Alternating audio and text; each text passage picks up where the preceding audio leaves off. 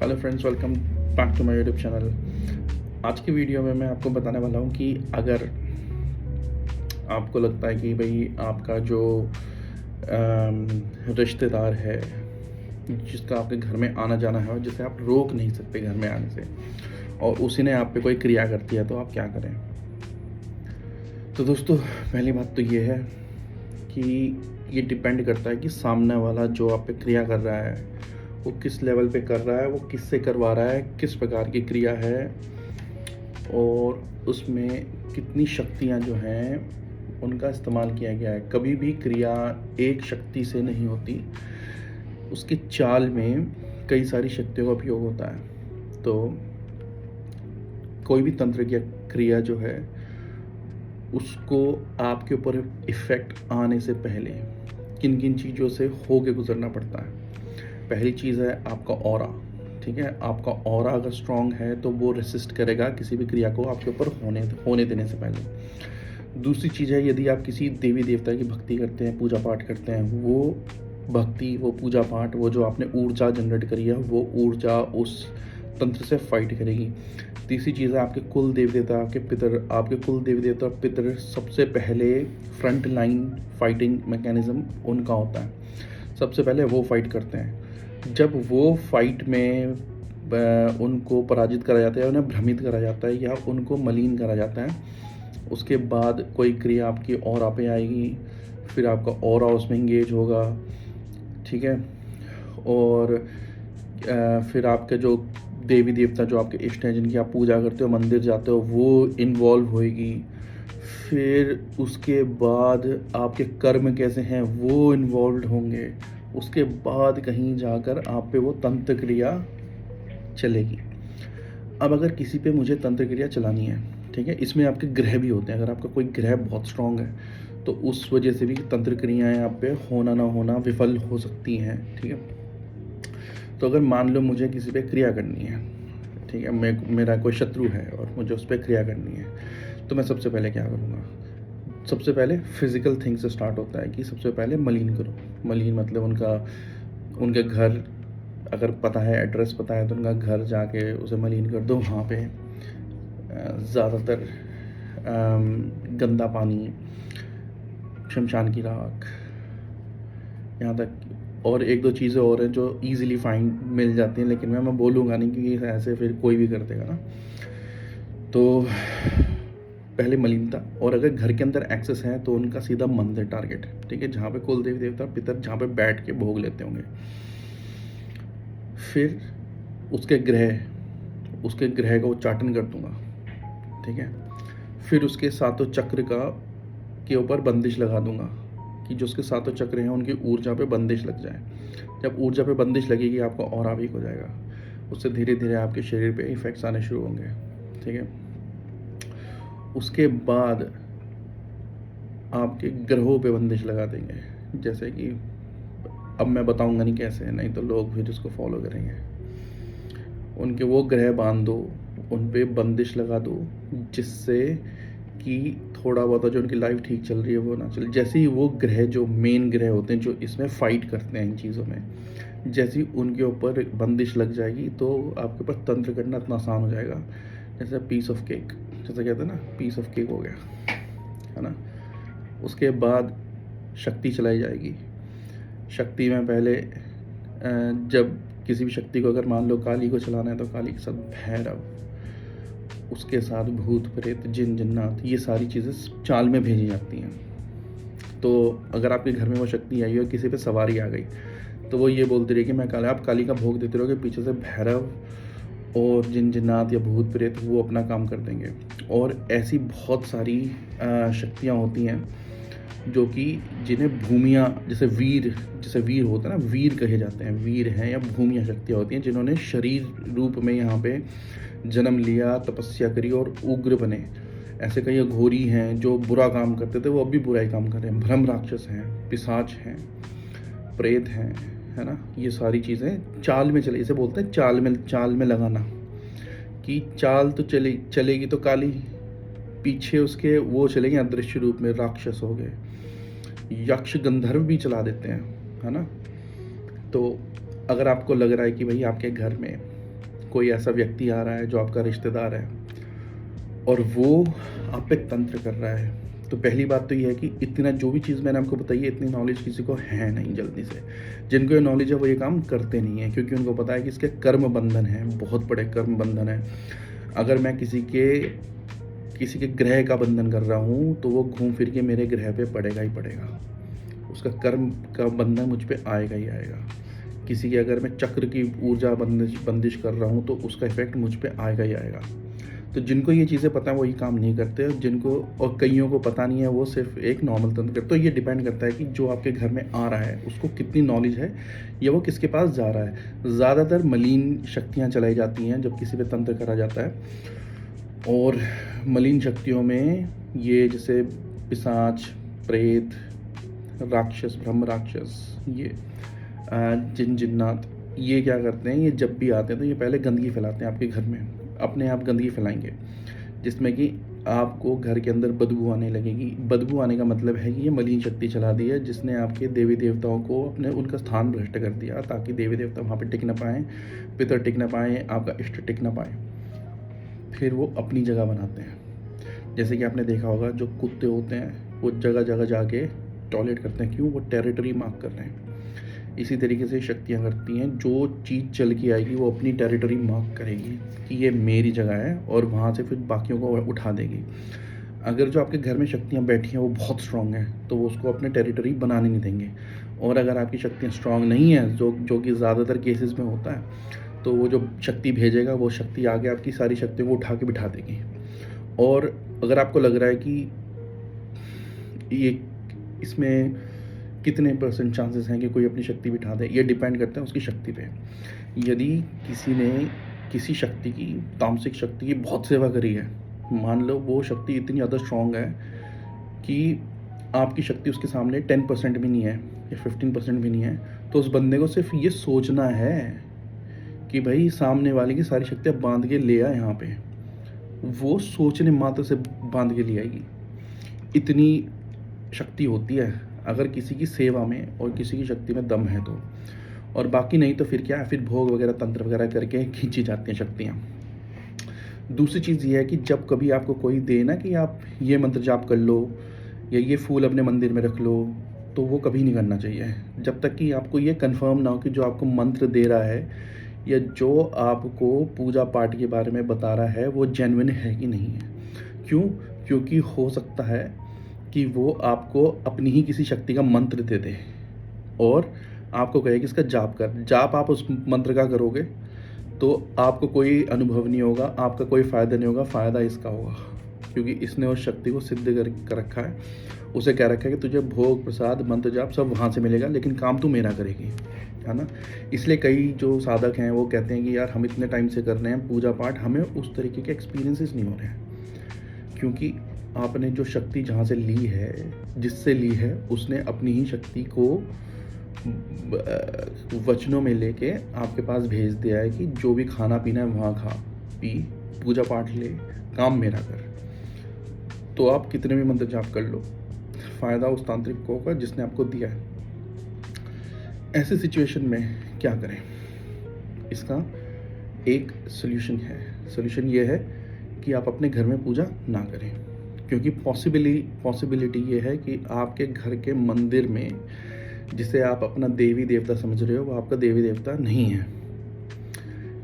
क्योंकि यदि वो आपका देवी देवता है तो आप पे तंत्र आने का कोई मतलब नहीं है। अगर आप पे तंत्र आ रहा है तो यानी कि वो आपका देवता नहीं है, वो किसी और का देवता बैठा है, वो आपकी पूजा ले रहा है, पाठ ले रहा है, आपका भोग ले रहा है, और आप पे ही उल्टा काम हो रहा है। जैसे कि आपने कई बार देखा होगा कि जितने लोग जिन पे देवी देवताओं की सवारी आती है वो दूसरों के काम कर देते हैं, लेकिन उनका अपना नाश होता रहता है। इसी वजह से कि वो शक्ति है, वो तो शक्ति है ना जिसने दी है, उसने देवता दे दिए, देवी दे दी। अब वो क्या करेगी? वो दिखाएगी कि मैं शक्तिशाली हूँ, वो काम भी करेगी, वो आएगी भी, वो बात भी करेगी, लेकिन वो काम औरों के करेगी, आपका कोई फ़ायदा नहीं होगा उससे। वो आपकी ऊर्जा अलग चूसेगी, आपसे भोग अलग लेगी, है ना।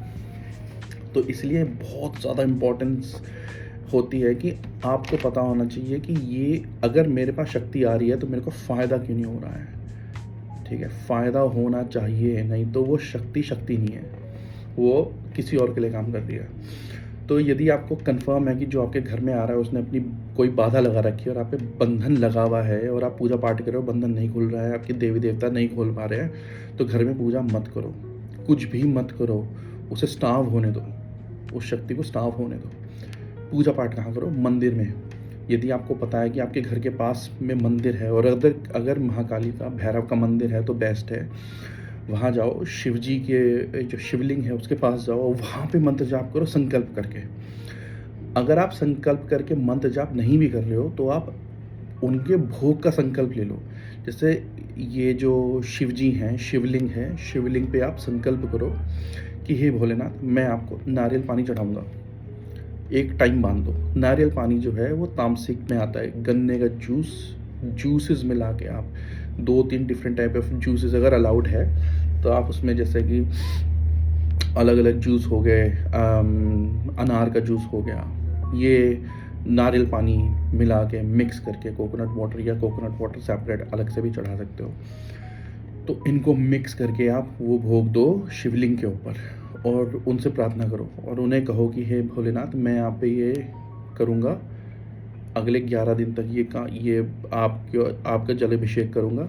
पंचामृत से अगर जलाभिषेक करा सको तो बेस्ट है। पंचामृत जिसमें गाय का दूध, घी, गौमूत्र, आपका ये गोबर तो नहीं मिलता है, लेकिन आप उसमें हनी डाल सकते हो। और मतलब 5 बनाने हैं आपको।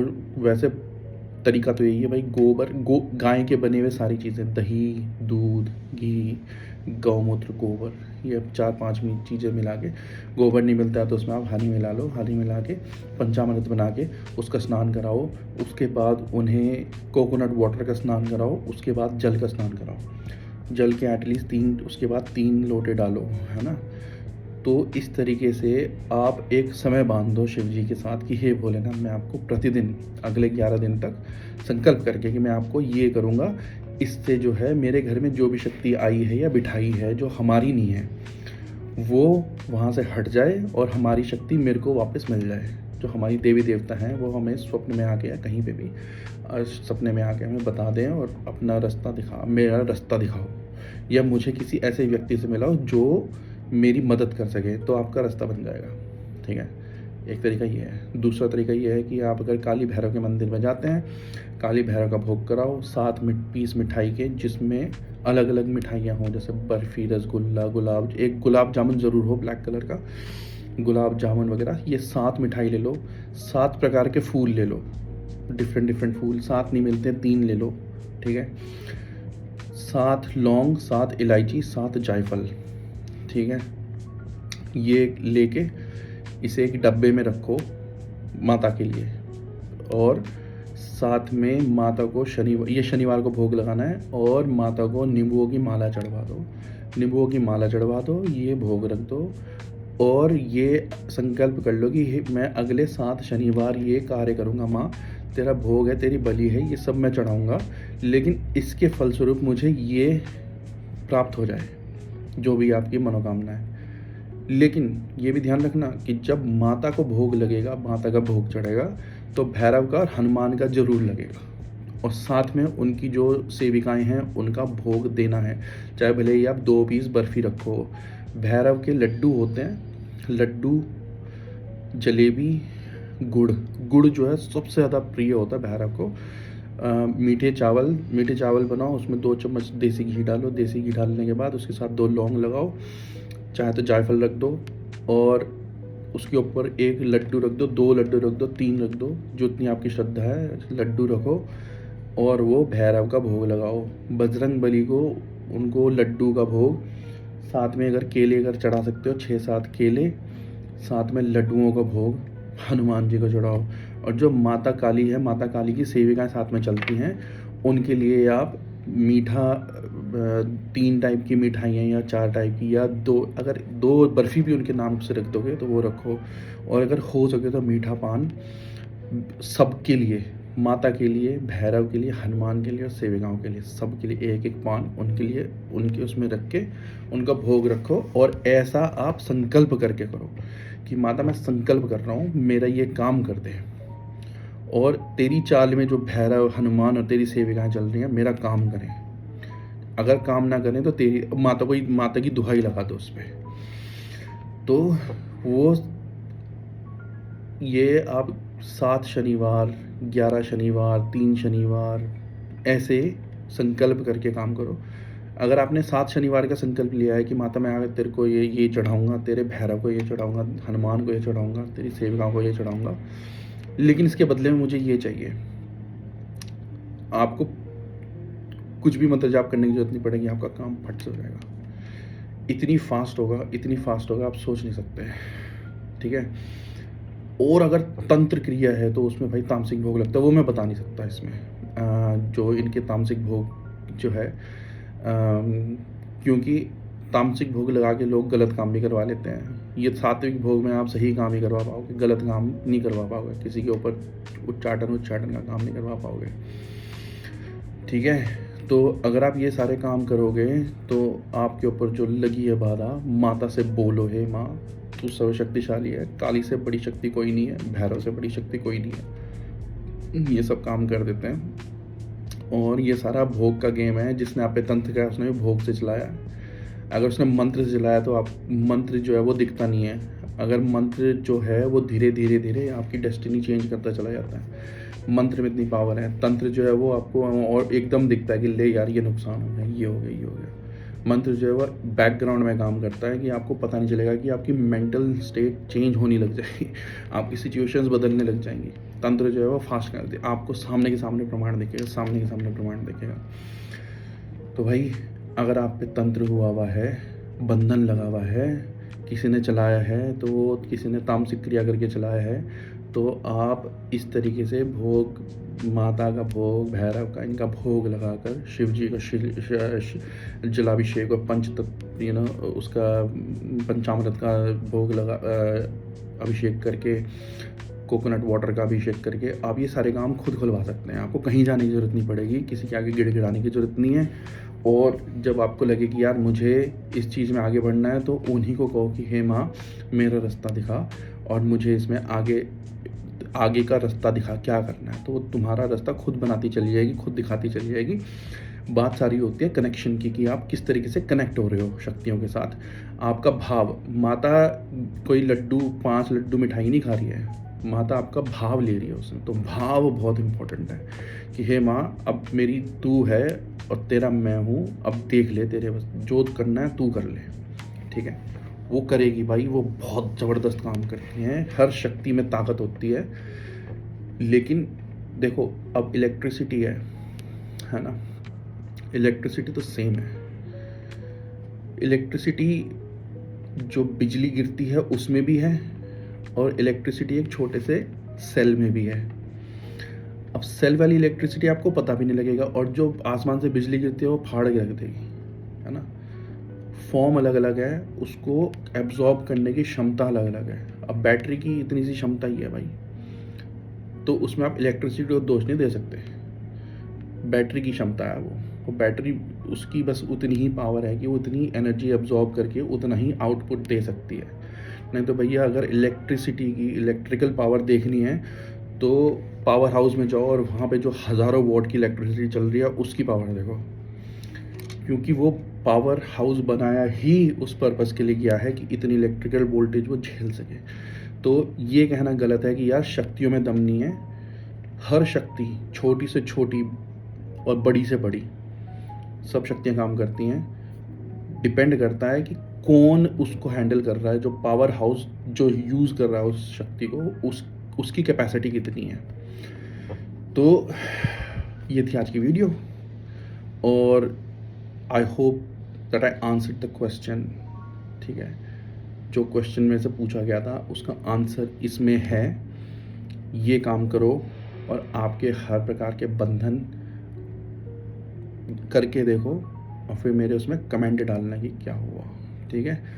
तो दोस्तों ये थी आज की वीडियो, आपको कैसे लगी मेरे को ज़रूर बताएं। और अगर कोई ऐसी स्पेसिफिक कोई क्वेश्चन है तो कमेंट सेक्शन में लिख दें, मैं उसके ऊपर वीडियो बना दूँगा। Thank you.